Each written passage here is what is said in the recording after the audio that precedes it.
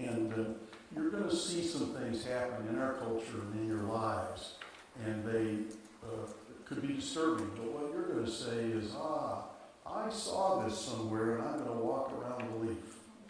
So that's what this program is all about today, is teaching you about this. Darryl? I thought you cut all the brain slides out. Since just after the death of Joan of Arc in 1431, there are 4 generational archetypes.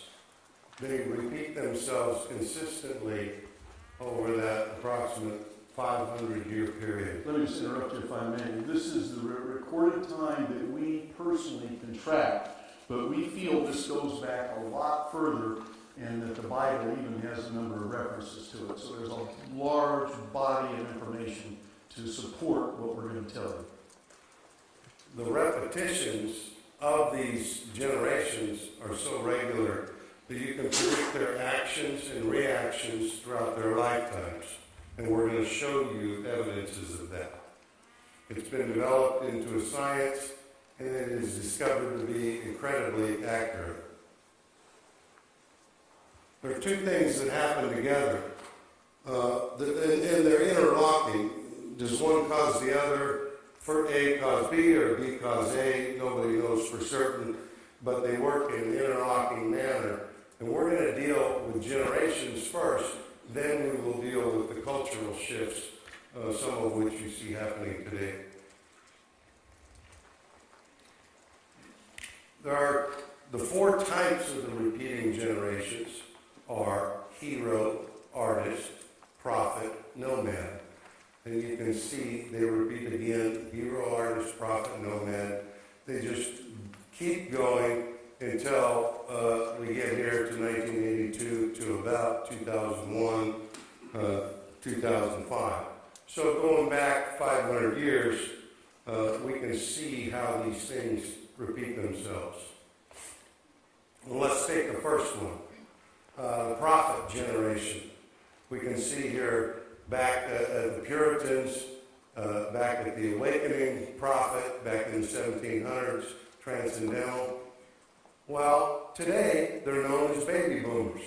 They founded the moral majority, they worked to bring values back, and they invaded Iraq. It should sound familiar. The missionary generation before them led the decency brigades, prohibition, and the war against fascism. If you see here, the missionary was the last prophet generation, 1860 to 1882.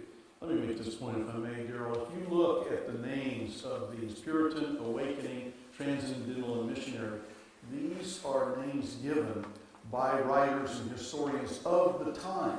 So at that time, they called them Puritan, Awakening, Transcendental, and Missionary. But you, looking back, can say, wow, look at the similarity of what they describe themselves as. Let's take the next look at the next one. The nomad generation. Cavalier, liberty, gilded, lost. My grandfather was a lost generation.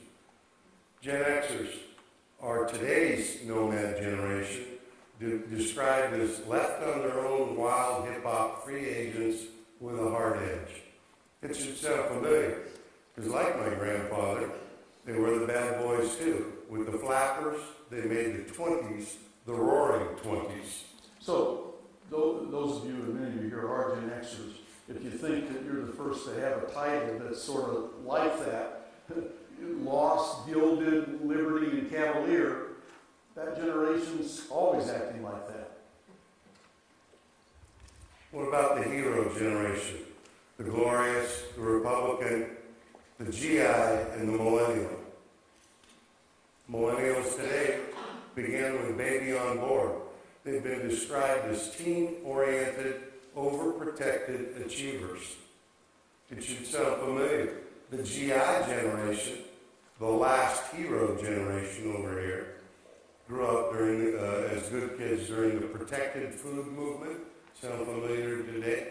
Prohibition, described as General George Marshall as the best young kids in the world. Very descriptive titles. The artist generation. Today's artists were born between 1925 and 1942.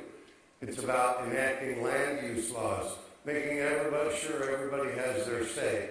Too young for World War II, too old for the 60s. They were kind of caught in this in-between period of time.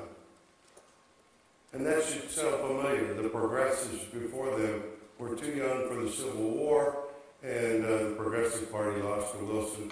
It was always bad timing for them. You know, it always happened right when things were getting better. So, looking back in history, would you have predicted the drug-crazed and free love generation of the 60s would be writing books like Purpose-Driven Life? You would have if you knew the missionaries found themselves in midlife as the decency enforcers in the 1920s. What this means, folks, is that some generations will remain the same throughout their lives.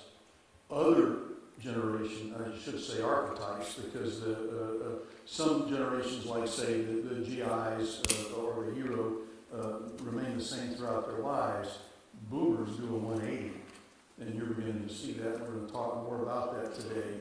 So some generations remain the same, but some generations do a 180 on their lives. And this creates a complex situation in terms of marketing and programming and a lot of other things, and that's why we're here.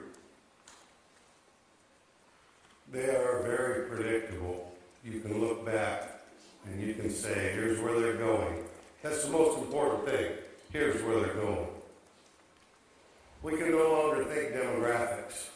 John and I were talking earlier about doing polling of different age groups.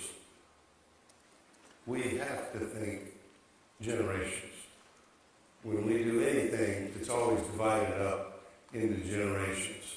And this is different than all of the ad agencies and the way they come about what's so-called demographics. Demographics is an old term that does not work. You must think in terms of generations. Those are the current ages of those generations. And one of the things that we're going to point out today and have you see clearly is that mixing generations can be very dangerous. Some generations don't like what other generations like. Some generations don't like other generations. And so if you use demographics, you're going, I want everybody, I'm an ad agency, I want everybody 18 to 49. Wait a minute.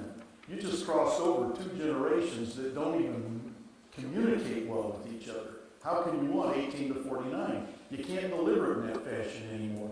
You once could, because when these things were all developed, and we'll get into that too, it was the GI generation, and the GI generation, as we've already said, stayed the same. They were steady. They were easy to figure. Early demographics and early market research were able to pay them. But it's the whole thing's changed now. Each one of these generations has a shared set of values. I mean, if I asked you who all remembered the death of President Kennedy, the Space Shuttle Challenger blowing up, everybody would say, well, I remember this one, I remember that one, and it changes the behavior. Millennials will remember certain things, Gen Xers will remember others. So they have this shared set of values as to who they are as almost as a group. Okay, that's why like goes to like. I mean, the millennials will hang together and do things together.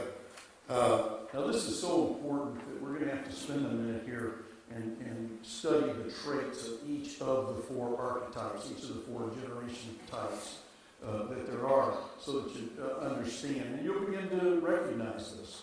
One thing, curiously enough, I've conducted hundreds and hundreds of polls. I mean, I can't tell you how much data I've looked at.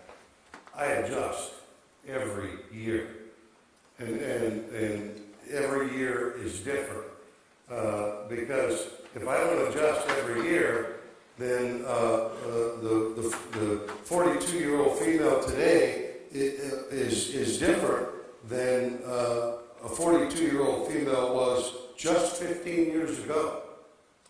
They're not only different, they're different generationally. The 15-year ago was a boomer, today's is a Gen X.